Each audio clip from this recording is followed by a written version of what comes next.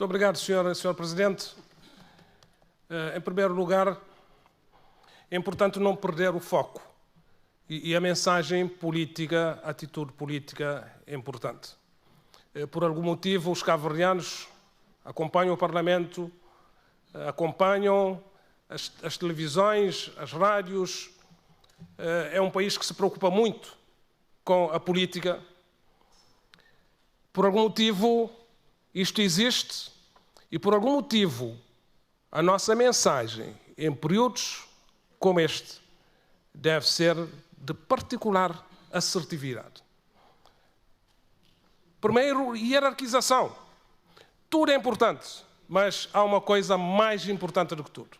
A vida, a proteção à saúde, a criação de condições para que a primeira interiorização de compromisso seja compromisso individual com a saúde.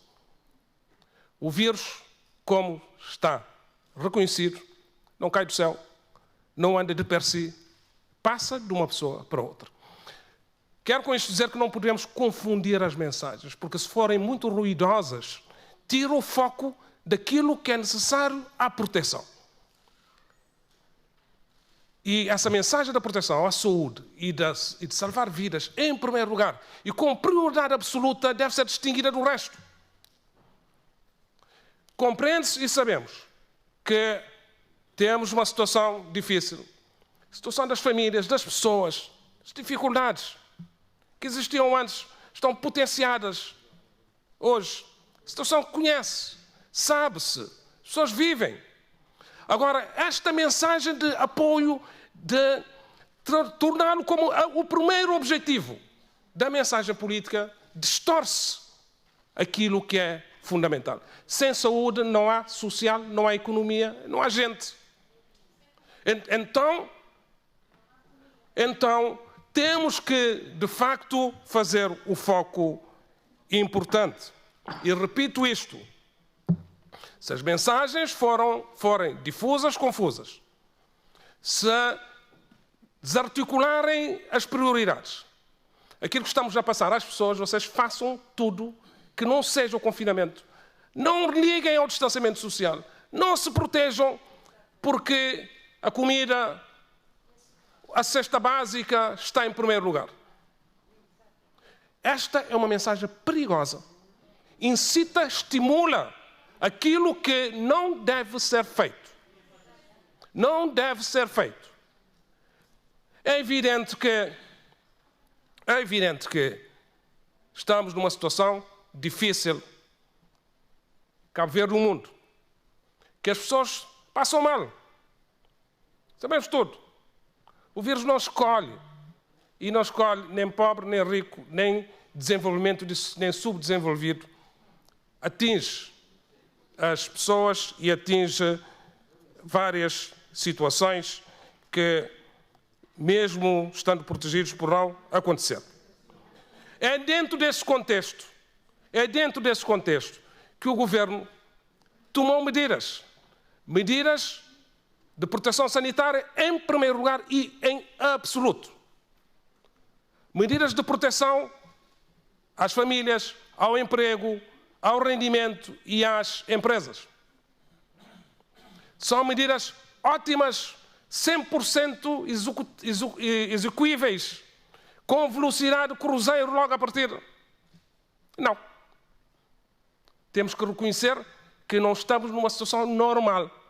As medidas estão identificadas, estão a ser executadas e não foram nunca concebidas para beneficiar uma parte e deixar outro de fora. Essa coisa de governar para o povo e para uma parte do povo não cabe neste momento. Não há nenhuma intencionalidade de prejudicar as pessoas, de criar dificuldade às pessoas. Nos entendamos de uma vez sobre isto. Não há. Pior ainda num momento de crise profunda. Porque senão estamos a pôr em causa até as instituições da República. Pôr em causa a seriedade dos governos, do Parlamento, de todos os envolvidos. Pôr em causa as forças que estão a trabalhar e a fazer isto acontecer. Na saúde, na proteção civil. na polícia, nas Forças Armadas, nos bombeiros, até o esforço do cidadão. Esta é a primeira recomendação. Segundo, não há disputa por protagonismo. As propostas, decisões que o Governo tem estado a tomar são baseadas, em primeiro lugar, em recomendações e em pareceres técnicos. Não é pelo facto de ter dito usem máscaras que nós recomendamos e tornamos o uso de máscaras obrigatório. Nós tomamos essas medidas, quer de máscaras, quer de testes, quer de distanciamento social, com base em pareceres, em primeiro lugar, da Comissão Técnica de Saúde. Tomamos a decisão de aumentar o investimento para melhorar o desempenho do laboratório de microbiologia e virologia na praia, por recomendação técnica. Tomamos a decisão e estamos a investir para dotar São Vicente de um laboratório idêntico ao da praia, por recomendação técnica, porque temos que ter backup. Se acontecer um problema num lado, temos que ter soluções. E ambos servem o país, não servem a ilha e não servem a localidade. E funcionam e funcionarão para além desta crise. A mesma coisa relativamente a equipamentos e materiais. É evidente que o mercado externo, de onde nós adquirimos o grosso, testes, máscaras cirúrgicas, máscaras profissionais, até a questão do acesso ao álcool, estamos num mercado hoje extremamente restringido. Vários países proibiram a exportação. E sabemos, vários. Conseguir ter esses equipamentos hoje é um grande trabalho. Mesmo a União Europeia proibiu. Consegue-se trazer da China e não é fácil fazer chegar materiais da China. Olha a que distância nós estamos e não estamos com voos diários a circularem de um lado para o outro. Por isso que é programado. E está programado, tem estado a chegar e vai continuar a chegar dentro de um contexto de extrema dificuldade para todo o mundo. Todos os países. Quem acompanha a televisão vê o que é que está a acontecer. Portanto, temos que fazer este enquadramento para não dar ideia, passar a ideia.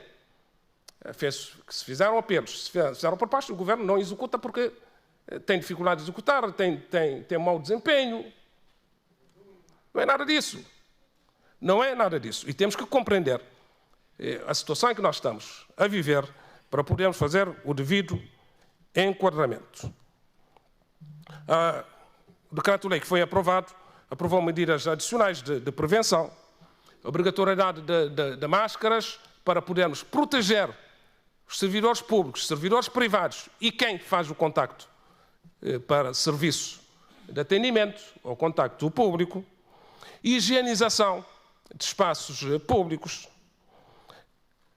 ao mesmo tempo criando condições para que as empresas e as indústrias nacionais possam produzir máscaras comunitárias e possam produzir gel desinfetante com incentivos e com condições de colocá-los no mercado a baixo preço. Idem para testes rápidos, para podermos fazer com que esta transição para o pós-estado de emergência e para a convivência com o vírus seja progressiva e programada. Está prevista, como está no decreto-lei, a disponibilização de máscaras para as pessoas mais carenciadas. Quero aqui também dizer, para ser claro, essa ideia de que o Governo se aproveita da crise para tomar determinadas medidas, eu quero deixar aqui uma declaração de interesse.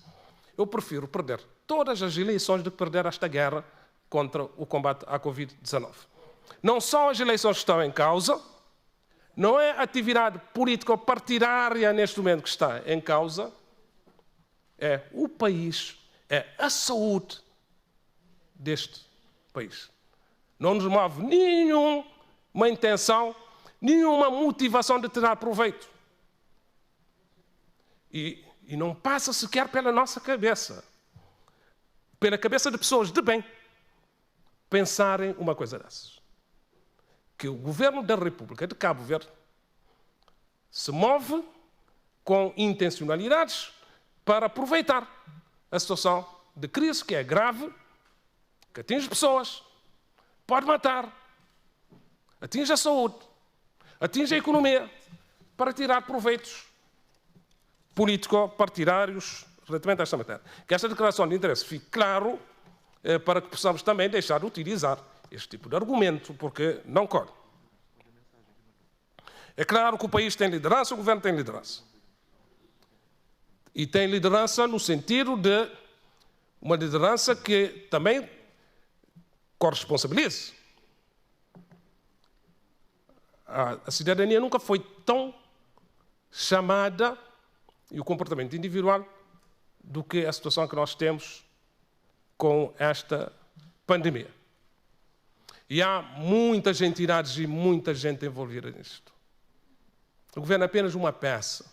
O Parlamento é apenas uma peça deste envolvente. E não foquemos 99% da nossa atenção, da nossa preocupação no governo, no Parlamento, na eventualidade de combates políticos, quando o essencial nem está focado aí. O essencial é criar as condições para, primeiro, que haja um empoderamento forte das pessoas neste combate. Não se ganha este combate sem a participação efetiva e consciente do cidadão. Uma pessoa pode infectar várias pessoas. E assim por diante. Portanto, e esta mensagem tem que ser repetida até a exaustão. Nada é mais prioritário do que garantir que não tenhamos propagação descontrolada neste país. Isto é a responsabilidade de cada um, em si, cada pessoa, e a responsabilidade de todos. Mas é uma luta que envolve profissionais de saúde, forças de segurança, estou a falar de polícias, forças armadas, proteção civil, que muitas vezes têm tido um trabalho, uma ação muito exigente e às vezes ingrata, porque obrigam à imposição de normas, de regras e às vezes pessoas não entendem. Expõem-se a contágios e a riscos. Mas empresas que dentro deste quadro de dificuldades, com dificuldades enormes, estão a suportar sacrifícios, sim. Mantendo-se a laborar, sem receitas e com despesas. Os cidadãos, que a grande maioria tem cumprido, sim senhor, as regras do confinamento obrigatório, do isolamento, e a mensagem deve ser cada vez mais reforçada nesse sentido. Sobre as prestações sociais estão em curso, estão desenhadas para, de facto, cobrir o número, e basta dar este número. Rendimento social de inclusão, mais o emergencial, é para cobrir 8.000 famílias das 9.000 consideradas em pobreza extrema. Está a ser executado. Uma das coisas que nós verificamos, mesmo com o rendimento social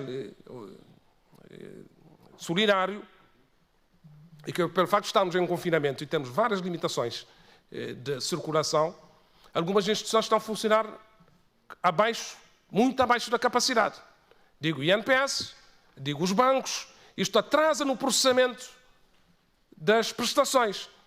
E já nesta segunda fase nós vamos ter que liberar mais o funcionamento destas instituições, primeiro para evitar filas e bichas que depois provocam riscos de contágio, e reforçar a atividade de processamento, porque há um ganho aqui muito grande. Muita gente do comércio informal que recebem o rendimento social solidário, o rendimento social de inclusão, abriram contas bancárias, inscreveram-se no cadastro social único, e começamos a criar aqui um instrumento muito, muito forte.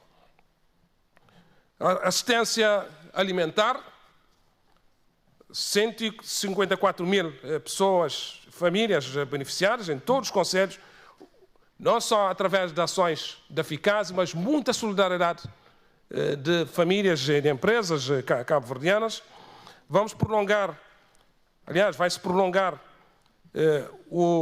a execução de medidas de assistência alimentar e rendimento solidário a Santiago e a Boa Vista, reforçando as ações.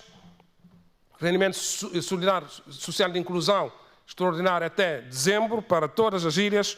Cuidados a crianças e idosos, mais 3 meses linha de crédito para instituições de microfinanças vai ser reforçada grandemente para podermos fazer esta transição à atividade produtiva.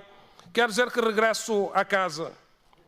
Pessoas estão retidas numas ilhas ou na ilha que não são da sua residência habitual, que pelo facto de terem sido apanhadas por interdição de voos e de ligações marítimas, ainda continuam retidas. Há uma resolução do Conselho de Ministros que já foi aprovada. Estamos a criar as condições para que as pessoas regressem paulatinamente à casa, mas a prioridade número 1 é regressar com segurança sanitária.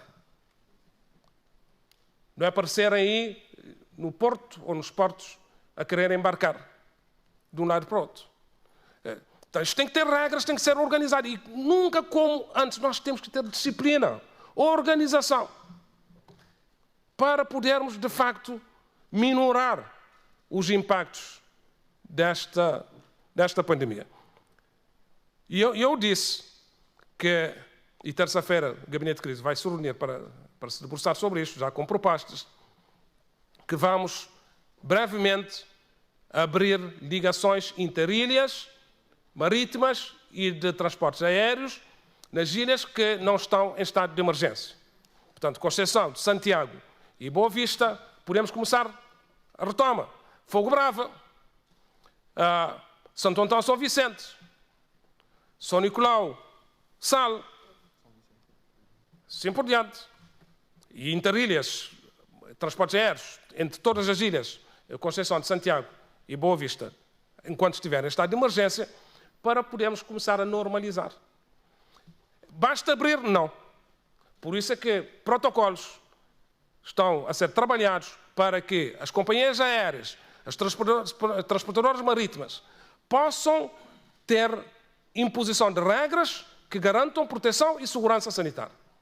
Mais uma vez, não é uma decisão política a prevalecer.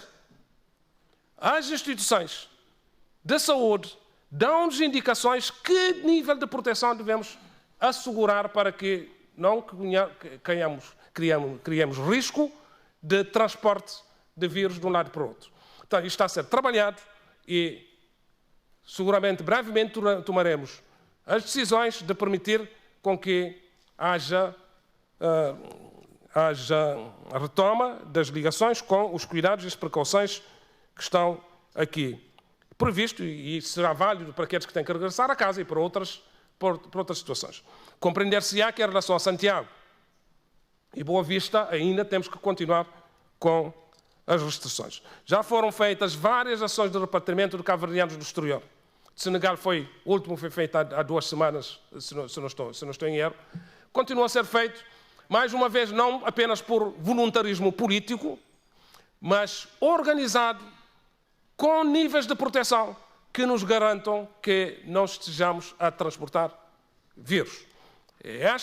As condições estão estabelecidas, por isso as pessoas depois seguem para a quarentena, faz a determinada avaliação antes de viajarem, depois de viajarem, para podermos ter todas as garantias. Isto vai continuar a ser feito.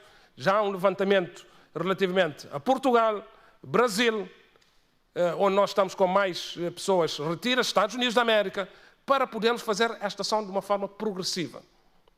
As pessoas compreendem. Os nossos imigrantes que estão, ou as pessoas que estão a viver, ou que foram apanhados nos Estados Unidos, sabem o que é que está a acontecer nos Estados Unidos. Sabem que não é fácil circular dentro dos Estados Unidos hoje. Sabem também que não é fácil circular dentro do Brasil. Talvez seja mais difícil do que em Cabo Verde. E compreendem a realidade. Portanto, temos, mais uma vez, é sempre ter em conta este enquadramento que temos que ter em conta. Estado de emergência prolongado para Santiago e Boa Vista, o objetivo é conter a propagação e controlar, porque está em crescimento, particularmente na cidade da Praia, para podermos chegar, se o confinamento for de facto respeitado, com rigor, ainda mais do que aquilo que as pessoas estão a fazer. Se o distanciamento social for de facto cumprido, podemos estar em condições de, depois de 12 dias, liberarmos o estado de emergência para podermos começar a fazer o sentido progressivo de restrições saírem. Vai ser um estado de emergência, de certa forma, mitigado. Flexibilização para atividade produtiva. Particularmente em Santiago Norte, interior de Santiago. Praia é uma realidade muito circunscrita, não vamos fazer cerco sanitário, mas a realidade é diferenciada. Atividade agrícola, de campanha agrícola, queremos que comece, e graças a Deus acho que há previsão de boas chuvas este ano, vamos ver se concretiza. Quanto mais cedo se começar, melhor. Alguma atividade produtiva que possa ser protegida em termos de higiene, em termos de distanciamento e proteção individual, também estará a ser analisada, por isso que o próprio decreto de execução vai abrir essa flexibilidade, dando a possibilidade ao Governo gerir as situações conforme os casos. E, por último, ilhas não abrangidas pelo estado de emergência, em que situação é que nós fazemos as medidas restritivas funcionarem? O artigo 30 do decreto de execução do prolongamento do estado de emergência define essas restrições, portanto, mantém em vigor as restrições de circulação, mobilidade e de proteção e distanciamento para além do estado de emergência. Portanto, esse artigo 30 do decreto de execução do estado de emergência prevê medidas durante o estado de emergência e medidas para além do estado de emergência e continuará em vigor. É nessa situação que nós estamos. Portanto, e essas medidas são fundamentais para permitir com que progressivamente possamos ir ao encontro da normalização da vida social, da vida económica, mantendo sempre precauções acrescidas relativamente ao vírus. Obrigado.